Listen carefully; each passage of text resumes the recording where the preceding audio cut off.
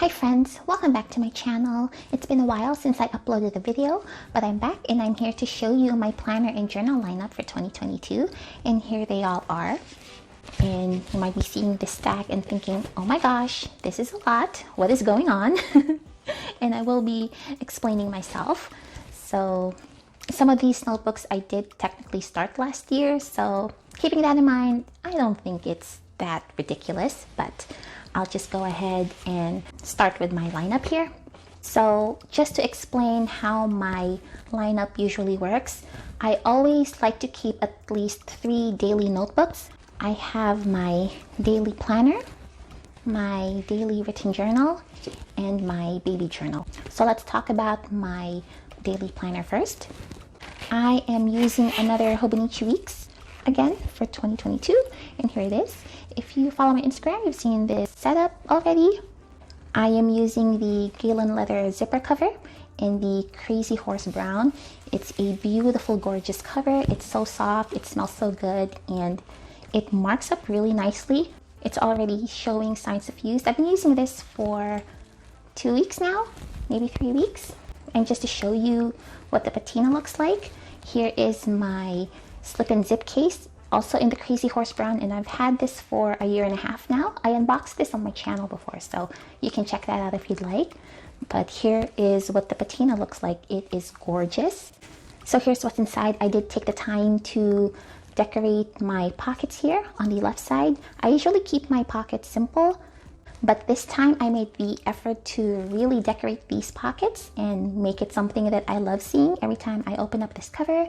And I will be explaining more about these deco cards when I do a proper setup video for my planner. I do plan on filming that soon. But the short version is I made these planner cards myself, and then these are stickers that I bought on Amazon. I will link them down below. And then I'm using the Zebra Beeline pen for my planner. So here is my Hobonichi Weeks. I'm not completely done setting up the inside yet. I do have this sticker pocket here in the front with my planner card here that I made last year. I covered the inner pages with some scrapbook paper just to match the outside cover. And I haven't cut off these bookmarks yet, but I'm seriously considering it again this year. I cut it off from my Hobonichi Weeks last year, which I do have here. Here's my 2021 Hobonichi Weeks, the first one that I finished. I started this on March 2021, and I was kind of in and out of this planner throughout the whole year, but I did end up using a lot of the pages. And overall, I think this was a success, and I'm really happy to be in another Hobonichi Weeks for this year. But as I mentioned, I haven't finished setting up the pages yet. I fell behind on preparing my lineup for 2022 just because in December, if you were following my Instagram, you knew what I was up to. I was playing Endwalker because it came out on December 3rd, and that was all I did for December, was play that game and also prepare for the holidays and all that. So my lineup kind of fell by the wayside, and I'm just now catching up in January. So if you feel like you're falling behind on your planner setups and you feel like you can't keep up with social media and all that, don't worry, I'm right there with you. It's totally normal. But I did go ahead and start bullet journaling, like I said in my Hobonichi haul video back in September when I bought this Hobonichi Weeks. I said that my intention was to bullet journal in the back pages of this mega. Did I mention that this is a Hobonichi Weeks mega? Because it is. It's been a while since I filmed, can you tell? But anyway, so I already did start the January pages on this mega. This is my blotting paper, by the way. Just gonna set it aside. So here is my monthly title page, and then my tracker page. And then I dedicated a page for weekly notes for when I want to do a little bit of forward planning for that specific month. And then I started rapid logging in the back. And this is just the traditional bullet journal rapid logging. And I'm really glad that I went back to this method of planning because it felt really comfortable for me. When I first started consistently planning a couple of years ago, I started with a bullet journal, and this was exactly how I would plan my day. I would just list out everything that I wanted to do that day, and it's been working out great for me so far, so I'm really happy about that. And then for the weekly pages, I've been doing memory keeping. I really like using a weekly spread to do some creative journaling, so that's my plan for these weekly pages. in the Hobonichi weeks is to use this for creative memory journaling, and in the back is going to be for bullet journaling. Again, I'll be doing a more detailed flip of this entire setup, so watch out for that. Next up in my daily lineup is my daily written journal, and I'm currently using an A6 Tomoe River paper notebook, and I have it housed in a Moterm Cream Croc original cover. So here's what the front cover of my notebook looks like. I bought this on Amazon sometime last year when news broke out that the Tomoe River paper, the old version, was going away. And so much like the rest of the planner community, I kind of panicked and stocked up on the old type of Tomoe River paper. So this is one of the notebooks that I bought with the old version. And I have 2 of these notebooks, so once I fill up this notebook, I'm most likely going to be using that one as well. And so far, I've just been using this for pure writing. As you can see, just a lot of writing with my fountain pens. I really like flipping through a notebook that's just full of words with no stickers, no decorations, no ephemera or anything like that. It's like flipping through a novel, and that just feels really good to me. So that's my goal for this notebook, is to do lots of writing and journaling, and I usually do it morning pages style. I usually do it in the evening, so it's more like evening pages, I guess, but anyways, 3 pages a day is what I try to aim for in this notebook, and it's been working out really well. So that is my daily journal. It's a lot of private and personal writing, so obviously I can't flip through this, but there it is. I've been really enjoying the Tomoe River paper for journaling, and I love how these pages crinkle as you go through the notebook and you use each individual page. You can see clearly the pages that I've used and which ones I haven't, and it's just been super nice. And then the last of my daily notebooks is this. This is my baby journal. And for the setup, I have it in the Chic Sparrow Tea House Chamomile. This is the classic traveler's notebook, so there are no pockets. I bought this on clearance recently, and they no longer have the deluxe. They only had the classic left on the site, so that's what I went with. And it doesn't bother me because I am using a plastic sleeve for my baby journal that I stuck a sticker pocket on here, so if I want to add deco, I can just use this.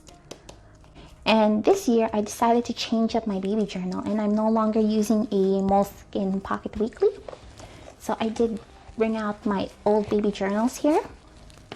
So these were my past 2 baby journals. They're both moleskin pocket weekly planners, and I did 1 line a day journaling for my son. But I've started to feel like the line a day journaling isn't working out for me anymore. So this is the kind of journaling I did for my son. And I don't show this journal very much on social media just because it's a very private and personal notebook for me, but this is what I do. And so I would usually write just a couple of lines a day, just something cute and fun that happened that day, or maybe I want to write a special message for my son, whatever it is, I would write it down here. And as he's getting bigger now and more things are happening throughout the day, I feel like I don't have enough room for a single day anymore on this journal. I want a little bit extra room. So this year I changed to the Dingbats Pocket Notebook. They call this the A6 Plus on their website, but it's not actually A6. So if you compare it to a true A6 notebook, it's narrower and it's a bit shorter. There, you can see it's shorter, but it's also a little bit bigger than the moleskin pocket size, as you can see.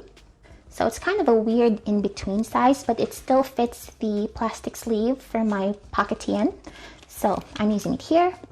And I chose the Dingbats notebook because I've always wanted to try the paper. I heard that it was really good, and I thought the animal cover on the front is just so cute. I'm a little sad that I'm not using the Little Prince covers anymore for my son, but this is also really good. He loves animals. He loves bears, he loves elephants, all sorts. So I was super excited to be using this notebook for his journal, and it's grid paper, just to make it easier for me. I really like grid paper for writing because I like to write neat, but I can't write neat on my own. I need hard guidelines for when I'm writing, so grid for me is the best. And I did do a pen test for this notebook in the back. So I tested my fountain pens on this paper, and it performed really well. There is some slight bleed through on the medium nib fountain pen that I have. But if you're using extra fine or even a fine nib, it should be fine. And the paper is so smooth to write on, like the pen just glides on the paper, and I love that feeling. I'm one of those people who loves smooth paper, like the smoother the better. And I also like cream paper. I prefer cream over white, so this is pretty much the perfect paper for me. This and the Rhodia paper. And then as far as the journal goes, now that I'm no longer restricted by tiny rows, I have a lot more space to write in a single day, which is so good because I feel like I have so much more to say about my son. I've just been really enjoying this notebook. I'm really glad that I switched because I think if I were to use another Moleskine Pocket Weekly, I would most likely drop out because I just didn't want to use this format anymore. So switching to a grid notebook was a really good decision for me personally. And I do still like to put in a weekly photo in this journal, so that hasn't changed. Just the way I'm writing is changing. So I'm really excited to fill up this notebook. I don't know if it's going to last the whole year, but I'll just start another one if I fill it up before the end of the year. And my plan is to journal for my son up to a point where he may be interested in journaling for himself. Hopefully he picks up my journaling hobby, but if not, I guess I'll just keep memory keeping for him. And I did add scrapbook paper to the inner cover of this notebook as well. I just wanted to personalize it to his taste. He's been really into planes also. So I thought this scrapbook paper that I have would be perfect for his journal. And then in the back, there's this back pocket here for the dingbats as well, which I'm not using at the moment. But if there are any spare photos that I want to keep for him, I'll just slide it in here. So here are all three of my daily notebooks. These are the only three notebooks that I go out of my way to update on a daily basis. All the rest I can look at weekly, every other week, whatever, it doesn't matter. But these three I definitely want to keep up with every day. So when you think of my lineup like that, it doesn't sound that bad. Next up are my non-daily notebooks. So here they are. Here they all are. Again, these may seem like a lot, but since I'm not updating these every day, it's not that intimidating to me. So I'm going to start with my personal rings first. And this is pretty much a reference binder, a companion to my Hobonichi weeks. There are no dated inserts in here. It's just purely reference and goal planning, project planning. I do have to update my goals and projects tabs here for my plans for 2022, but that's what these sections are for. And then I like to look at my grocery list reference here for helping me come up with my weekly grocery list. So what I do is I just look at this list and then go through my kitchen and then figure out which ones I need to buy for that week. So I don't buy all of this every week. It's just whatever's missing or whatever's about to run out. It helps me to have this checklist just to make sure that I have all of the staples and that I'm able to meal plan for at least 1 week. And then in the back, I have a social media tab for my YouTube settings, Instagram settings, all that. I've done a flip of this video in my last lineup video if you want to check that out. I haven't changed the inserts. I haven't really been updating the decor or anything like that because I just haven't had the inclination to do so.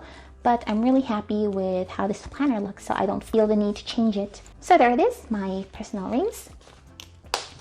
And then next up are these two notebooks. So I showed these two notebooks in my last 2021 lineup video.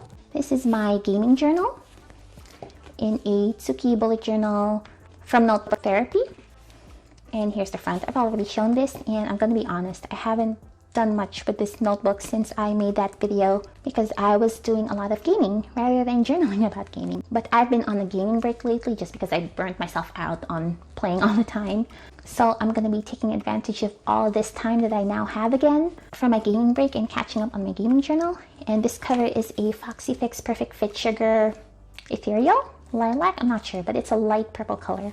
And then here is my A5 ring binder that I'm trying to use as a commonplace book. And this binder is the Yui Gray Croco. I bought this on AliExpress. And again, the inserts. I haven't updated anything, but I do have plans for this A5 binder. I really just need to better manage my time as far as updating all of my lineup. But since this isn't dated or anything, I'm not pressuring myself to do that either. But my plan is to do some swatches on my binder. I want to do washi tape swatches, pen swatches. I also want to update my recipe section and start taking more diligent notes when I'm watching a video. I've actually been taking video notes in my daily journal here, but I need to transfer them over on my A5 binder and make them neater and more organized, because I tend to just scribble on my daily journal when I'm writing here. That's the plan with this A5 binder. It's still very much in my lineup. It's just sitting pretty and waiting for me. And then next, I have the new additions to my lineup for 2022. These two are going to be my art journal for this year. So last year, I was combining my daily journaling with my art journaling. As an example, here is one of my journals from last year. And I was doing creative journaling, collaging in this insert whenever I felt like it, and I really enjoyed these inserts. I love flipping through my art journal spreads, but then the next 5 pages, it's just like, random drivel and complaining about minor things. And I thought, wouldn't it be nice to just have a journal full of just art spreads that I can flip through whenever I feel like it and feel inspired by the spreads that I made and all that, and not have 10 pages of random stuff in between. I thought that would be great. And I also want to be able to do flip throughs of art journals, because I feel like I can't flip through any of my art spreads because the rest of the pages are personal and I can't really show what my process is, and I do find it a little frustrating. And it's not like I'm doing this just for social media. It's just something that I want to try. And also, when my friends and family are curious about art journaling and they want to see, I feel like, I can't really show it because I have a lot of personal journaling to go with my art journal. So that's my reasoning for separating my art journaling with my daily journaling. I just want to see if that is going to work out for me. So I have 2. I have the passport size traveler's notebook that I haven't started journaling in yet this year, but I have the blank Moterm insert to start with for the year, because I really enjoyed art journaling in my passport traveler's notebook last year, and I want to keep that up for this year. And then I also started an A5 art journal. So this cover is the Gilio Ocean Matte Croco A5 Apunto, and it's such a gorgeous color. This is one of my unicorns, and I'm so happy I was able to buy it on the Facebook Marketplace, and it was brand new, so I got really lucky. Anyway, so I'm using this as my A5 art journal, and inside I have the Rhodia notebook in A5. It is lined paper, which is not my preference, but since I do have this notebook in my stash, I might as well use it. And I actually bought this from a D-stash a long time ago. So the first page is actually a pen test that the previous owner did, and I decided to just keep that as part of this notebook story. And then I went ahead and I started art journaling. So I already posted this spread on Instagram, and I already have plans for what I want my next spread to look like. So I'm really excited about that. And I started this journal because I realized that I really missed the A5 size for art journaling when I was looking through my Instagram the other week, and I decided to just start one. And since this isn't a daily notebook, I'm not pressuring myself to make an art journal spread every day. I can just take my time with this setup and use this whenever I feel like it. And it's the same with my passport traveler's notebook. I'll make an art spread in this size whenever I feel like it. So sometimes I do feel like I want a large canvas, and that's where the A5 is going to come in. And sometimes I want something cute and tiny, and that's what my passport traveler's notebook is going to be for. So here are my non-daily notebooks all together. Again, since I'm not using all of these every day, I'm taking my time with them and just enjoying the process, kind of following my intuition with these notebooks. There's no stress, there's no pressure to finish them quickly, and it's just for fun, which is the whole point of having a notebook lineup, right? It's all about having fun. So these are definitely for fun notebooks for me, and I'll use them whenever I feel like it. So here are all of my notebooks for 2022. It is a huge stack. I think this is the largest stack that I've had since all the years I've been in the planner community, which, to be fair, isn't a lot of years. But if you look at my previous lineup videos, this is a lot. But looking at the stack makes me happy. It gives me a lot of joy, and I'm looking forward to seeing what I'm going to be doing with these notebooks in the coming year. So that's it for me. Thank you so much for watching. If you're still here, if you enjoyed this video, please do consider subscribing. This is Baba Notes, and I will see you next time. Bye!